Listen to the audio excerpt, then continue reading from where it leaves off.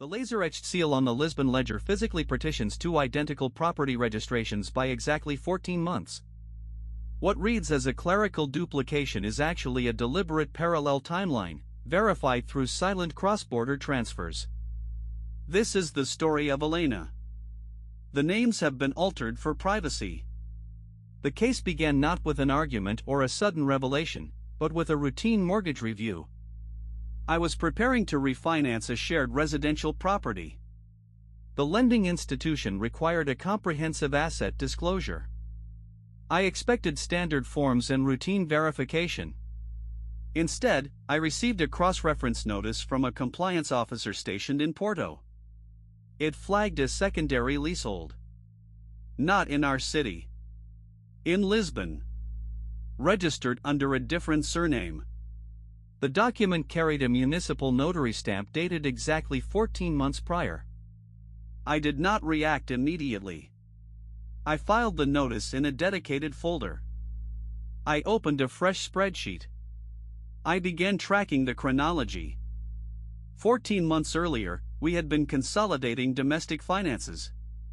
We were merging personal accounts. Signing joint liability forms. It was a period of planned fiscal stability. At least, on paper.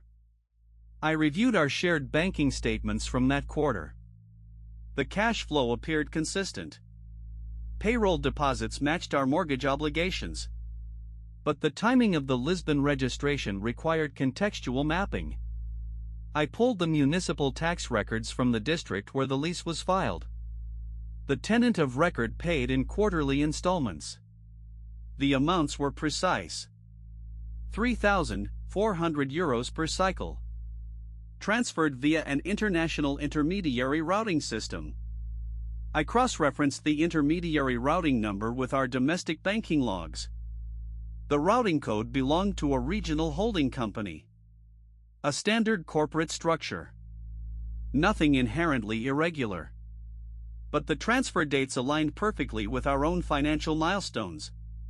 Every quarter, exactly 48 hours before our joint savings account received a scheduled transfer, a corresponding outflow appeared in our secondary checking line. The amounts were fractional. They were structured to remain below automated reporting thresholds. I documented the pattern. I noted the sequence. I did not assume intent. I simply mapped the chronology. We will return to the Tuesday statement shortly. By the 6th week of verification, I had compiled 3 separate document sets. The original lease agreement. The intermediary transfer logs. And the municipal utility records for the Lisbon address. The utility file was particularly revealing. Water consumption and electricity meter readings showed consistent occupancy. Not occasional visits. Continuous use. The meter readings were logged by a local property management firm. I requested a copy of the service contract. It arrived by postal courier. The signature on the authorization page was not a forgery. It was a valid digital proxy certificate. I verified the proxy against the National Corporate Registry. It traced back to a limited partnership registered in Madeira. The partnership listed a single managing director. The director's initials matched a secondary contact on our family trust documents. The timeline was tightening. I shifted the investigation from correlation to documentation. I requested a full audit trail from our primary financial institution. I cited the need for tax preparation compliance. The bank provided a detailed ledger covering 18 months. I exported the data into a structured database. I filtered by destination country and currency conversion fees. The results formed a clear architecture. 16 outbound transfers. Each one timed to coincide with a payroll processing delay at our domestic firm. The delays were minor. Usually 2 business days. But the Lisbon account required funds to clear within a specific window to avoid late fees on the lease. The synchronization was mechanical. It was not accidental. It was scheduled. We will return to the Tuesday statement shortly. I began compiling the evidence chronologically. I created a master index. Column 1 listed the domestic transaction date. Column 2 tracked the currency conversion rate. Column 3 recorded the intermediary routing. Column 4 documented the Lisbon receipt timestamp. The columns aligned within a margin of 3 hours. The precision suggested automated banking rules. Someone had configured the accounts to operate independently of our primary financial routine. I contacted a financial compliance specialist for a preliminary review. The specialist examined the routing structure. They confirmed the transfers followed a standard layering protocol, common in corporate restructuring, highly unusual for personal leasehold management. I noted the terminology. I prepared a formal inquiry packet. At this stage, it is necessary to address the legal framework. In cross-border asset management, this arrangement falls under a recognized classification. It is termed a parallel residency structure. Legal professionals use it for tax optimization and liability separation. When applied to personal leases without spousal disclosure, however, it crosses into a distinct category of financial opacity. The law does not require intent to deceive. It requires material omission. The lease agreement, the utility contracts, and the proxy authorization all constituted independent legal obligations. Each one carried a separate liability stream. The omission was not in the spending. It was in the registration. The property was held under a different surname. The registry filings used a distinct taxpayer identification number. The structure was legally insulated. The financial trail, however, remained fully traceable. I returned to the domestic ledger. I isolated the exact date the proxy was activated. It was a Tuesday. Specifically, March 12, 2 years ago. The bank statement from that day shows a standard payroll deposit. But it also shows a secondary authorization request. A digital token approval. The timestamp reads 9:14 in the morning. The approval originated from a mobile device. Not our shared household line. A separate SIM registration. I verified the activation log with the telecommunications provider. The line was prepaid. Funded through retail voucher purchases. The purchase dates matched our own grocery and utility payment cycles. The financial architecture was self-sustaining. It operated quietly. It required no direct intervention.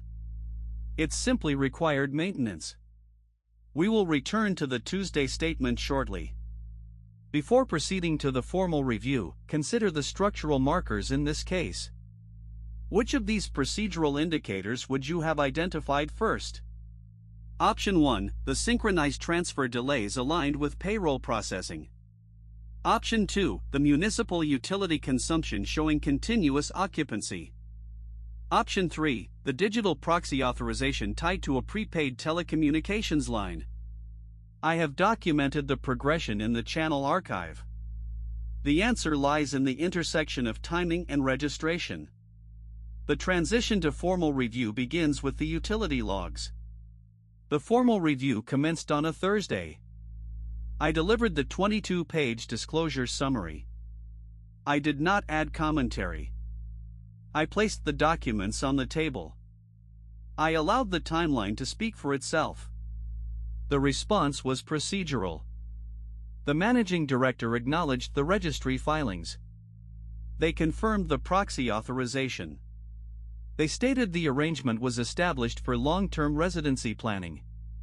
They provided copies of the original partnership agreements. The documents were notarized. They were legally sound. The financial records, however, told a different story. The transfers continued through our joint secondary checking account. The liability stream intersected with our domestic obligations. The separation was administrative. The funding was integrated. I initiated a formal financial separation protocol. I requested the closure of the shared secondary account. I established a dedicated holding account for the audit period. I redirected all outgoing transfers to a neutral intermediary. The bank processed the request within 3 business days. The Lisbon lease payments were temporarily suspended pending a compliance review. The property management firm issued a formal notice of pending verification. The registry office updated the status of the tenant record. The structure remained intact. The funding stream was isolated. I documented each step. I maintained a strict chain of custody for all correspondence. By the 3rd month of the separation protocol, the audit was complete. The intermediary confirmed the source of the prepaid telecommunications line. The corporate registry in Madeira provided a full ownership breakdown. The partnership listed 3 silent beneficiaries. 2 were unrelated corporate entities. The 3rd was a domestic trust account. The trust was established under a distinct legal name. The trustee's signature matched the authorization on the proxy. The financial architecture was fully mapped. The timeline was verified. The parallel residency was not a secret arrangement. It was a structured asset allocation. The disclosure process was straightforward once the documentation was aligned. The separation required systematic adjustments. I restructured our joint accounts to operate on a single signature basis for all transfers above a defined threshold. I implemented automated alerts for cross-border routing requests. I updated the family trust documentation to reflect the current asset distribution. The legal team filed a formal amendment with the domestic probate registry. The Lisbon lease was transferred to a standalone corporate entity. The funding was secured through independent reserves. The parallel timeline was formally closed. The registry records were updated to reflect the new ownership structure. The utility contracts were reassigned. The proxy authorization was revoked. The process took 14 months from initial discovery to final registration. Each phase followed a documented procedure. I did not rely on verbal confirmations. I relied on verified records. I maintained a master log of all correspondence. I tracked every filing deadline. I monitored the compliance status of the intermediary. The financial separation was executed without interruption to our primary operations. The domestic accounts remained fully functional. The joint liability forms were updated to exclude the secondary structure. The audit trail was preserved for future reference. The system was rebuilt on verified data. I compiled the final report for the legal team. It included the complete transaction history, the updated registry filings, and the revised trust documentation. The report was submitted to the compliance office. The review was marked as complete. The parallel structure was formally dissolved. The financial records were consolidated. The timeline was closed. I archived the original disclosure summary. I retained the utility logs and the proxy certificates as reference documents.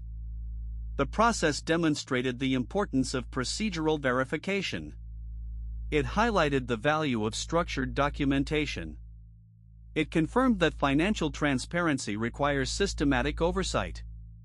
The investigation revealed a fundamental principle of asset management. Opacity is rarely accidental. It is engineered through timing, routing, and registration. The lease in Lisbon was not a hidden location. It was a documented entity. It operated within standard legal parameters. It required no deception to function. It only required separation from the primary financial narrative. When I began the audit, I expected to find irregularities. I found architecture. The transfers were scheduled. The proxy was authorized. The registry was updated. The system was designed to operate independently. My role was to align the timeline. To verify the documentation. To close the parallel track. Trust, in financial matters, is not an abstract concept. It is a verifiable process. It relies on synchronized records. It depends on transparent routing. It requires consistent documentation. The 14-month timeline taught me that discovery is not about confrontation. It is about calibration. You do not need to assume intent. You only need to follow the chronology. You need to map the transfers. You need to verify the registrations. The process is methodical. It is quiet. It is entirely procedural. The ledger is now closed. The accounts are aligned. The documentation is complete. The parallel timeline exists only in the archive. It serves as a reference point. A structural lesson in financial verification. When you review a mortgage application, when you examine a joint statement, when you process a routine transfer, look at the timing.